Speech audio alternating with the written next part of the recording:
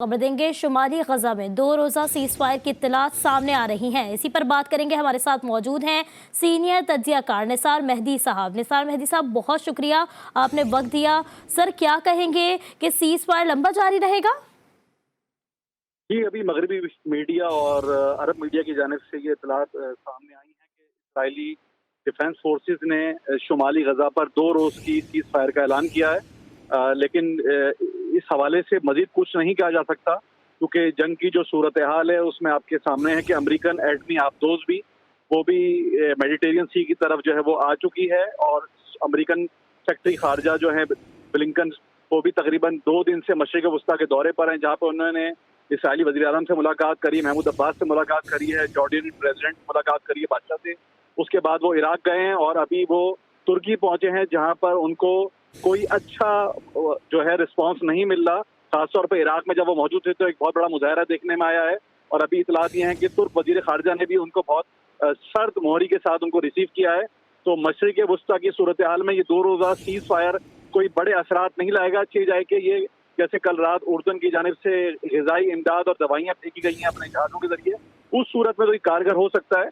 लेकिन इस मुख्तसर मुद्दत सीज़ फायर से देर पा अमन जो है वो जो है मुमकिन नहीं हो सकेगा, क्योंकि इसराइल इस बात का ख्वाहिशमंद है कि हमास और अल कस्साम और जिहाद इस्लामी को मुकम्मल तौर पे ख़त्म किया जाए और गजा के लोगों को बम्बार्डमेंट के जरिए, दहशतगर्दी के जरिए गजा बदर करके मिस्र की तरफ धकेला जाए, जबकि गजा के लोग और वहाँ की जो मज़ाहमती तंजीम है वो इसमें किसी सूरत के लिए तैयार नहीं है और वो अपनी बगा की जंग लड़ रही हैं।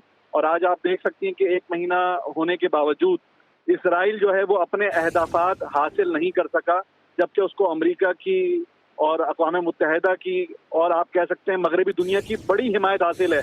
उसके बावजूद भी वो 22 लाख की आबादी का मुकाबला और चंद हज़ार मुजाहिदीन का मुकाबला नहीं कर सका है। इसलिए हम ये नहीं कह सकते कि ये जंगबंदी कोई मुस्तकिल ये सीज़ फायर जो किसी मुस्तकिल जंगबंदी की तरफ जा रहा है। अलबत्ता ये कि एक जो है वो हवा का झोंका है। शायद जो है वो इसराइल अपनी हठधर्मी से बाज आ जाए, क्योंकि इसराइल की पूरी ख्वाहिश है कि वो अपनी इस बदतरीन शिकस्त का बदला हमास और जिहाद और अल कस्साम ब्रिगेड के खात्मे से ले सके। लेकिन उसमें ताहाल वो किसी अपने हदफ पे कामयाब होता हुआ दिखाई नहीं दिया अभी तक हमें। जी ठीक है मेहदी साहब, इस पे क्या कहेंगे? क्योंकि अमरीकी वज़ीर ख़ारजा जो है, जैसे आपने बताया कि वो इस वक्त दौरा भी कर रहे हैं, तो अमरीकी वज़ीर ख़ारजा के आने के सबब हुआ है ये सीज़ फायर? इसमें मल्टीपल फोर्सेस इन्वॉल्व कह सकते हैं आप इसको। आपको पता है कि 1 हफ्ते पहले हसन नसरुल्लाह साहब ने एक बड़ी तकरीर करी थी और उसमें एक वाज़ेह जो है बातचीत करी थी कि अगर ये जंग बंदी ना हुई और इसराइल के हमले ना रुके तो बहुत सारे मार्ग खुल सकते हैं। उसके बाद अल कस्साम ने और अंसारुल्लाह जो यमन से है और इराक में जो मुख्तलिफ ग्रुप्स हैं, उन्होंने अमेरिकन बेसिस और इसराइल को टारगेट किया था। तो ये मल्टी डायमेंशन प्रेशर है, जिसकी वजह से अमेरिकन वजीर खारजा या सेक्रेटरी खारजा को यहाँ पे आना पड़ा और वो ये रवाबित कर रहे हैं कि किसी तरीके से ये जो है वो हमास के और जहाद के हमले रोके जा सकते हैं अल कस्साम के।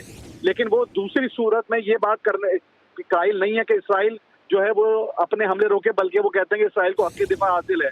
और हक़ दिफा ये है कि इसराइल जो है वो स्कूलों पर, कॉलेजेस पर, यानी रेफ्यूजीज कैंप पर वो उन मासूम लोगों को कत्ल कर रहा है कि जिनका इस जंग से कोई ताल्लुक नहीं है।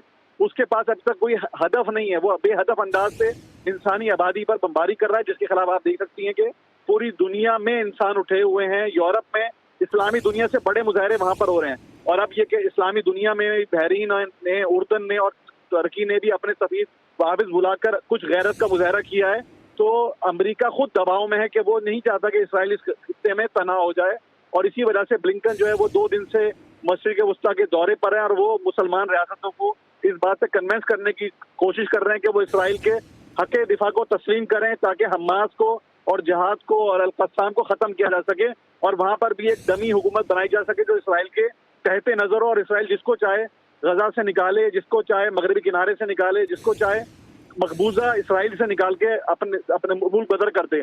आपको पता है कि तकरीबन 60 लाख फलस्तीन में रहते हैं और 50 लाख से ज़ायद फलस्तीनी मुल्क बदर हैं। वो अपने मुल्क में वापस नहीं आ सकते। तो इसराइल की ये ख्वाहिश है कि गजा में भी ऐसी सिलसिले को कायम रख सके, लेकिन ताहाल वो उसमें कायम होता हुआ दिखाई नहीं देता। और जो अहम तरीन बात है वो हमें ये समझने की, अगर ये जंग बढ़ती है तो ये एक खित्ते की नहीं बल्कि एक आलमी जंग की सूरत इख्तियार करेगी, जिसकी वजह से पूरी दुनिया के समझदार ममालिक और लोग परेशान हैं। اور امریکہ کو بھی یہ سمجھ میں آ رہا ہے کہ اگر وہ جنگ بڑھتی ہے تو اسرائیل کا نہ صرف وجود خطرے میں بلکہ امریکہ کے جو اس خطے میں مفادات ہیں ان کے تحفظ کو بھی یقینی نہیں بنایا جا سکتا، کیونکہ وہاں پر جو اس وقت مزاحمتی قوتیں ہیں انہوں نے باضابطہ طور پہ اعلان کیا ہے، جس میں حشد الشعبی ہے، جس میں انصار اللہ ہے، جس میں حزب اللہ ہے، جس میں آپ کہہ سکتی ہیں کہ وہاں پہ النجبہ ہے کہ ہم امریکی اہدافات کو بھی نشانہ بنائیں گے۔ العمر ایئر بیس سیریا اور عین الاسد ایئر بیس جو ہے امریکہ کی عراق کے اندر، وہ باقاعدہ طور پر جو ہے وہ ان میں ہر دوسرے روز راکٹ حملے ہو رہے ہیں، کیونکہ ان کی جو طاقت ہے وہ محدود ہے، لیکن ہم اس کو آگے چلتے ہوئے لامحدود بھی دے سکتے ہیں، کیونکہ ان گروپس کے پاس جدید اسلحہ موجود ہے اور وہ وہاں پر اپنی موجودگی رکھتے ہیں۔ جی بالکل، اسرائیل کی جارحیت جاری ہے۔ شمالی غزہ میں 2 روزہ سیز فائر کی اطلاعات بھی سامنے آ رہی ہیں۔ اسی پر ہمارے ساتھ بات کر رہے تھے سینئر تجزیہ کار نثار مہدی صاحب۔ بہت شکریہ سر آپ کے قیمتی وقت کا۔